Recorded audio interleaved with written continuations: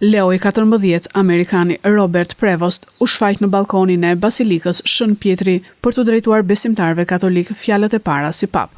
Ai u tha mira besimtarëve që ishin mbledhur, paqja qoftë me ju. Kardinal Prevost është Amerikani i parë që zgjidhet pap dhe merr emrin Leo i 14. Mbrëm Tymi Bardh nga Oxhaku i Kapelës Sistine njoftoi zgjedhjen e papës së ri, papa i 267 i Kishës Katolike Romane. Kardinalet katolik zgjodhen pas ditën e së njëjtës në votimin e 4 në konklav pas ardhsin e Papa Franceskut. 3 votimet e mëparshme ishin të pasuksesshme, ndërsa votimi i 4 ju dha besimtarëve katolik në mbar botën papën e ri. Prezantimi i tij me botën u bë nga balkoni i Vatikanit, kur një nga kardinalët tha fjalët "Kemi papën e ri" dhe më pas udhëheqësi i ri i Kishës Katolike ju drejtua botës.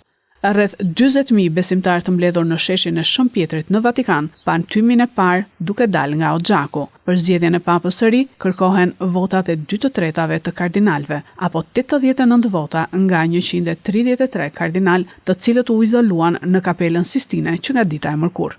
Papa Leo i 14 kremtoi sot meshën e tij të parë si pap, ndërsa merr përsipër udhëheqjen e 1.4 miliard katolikëve romak.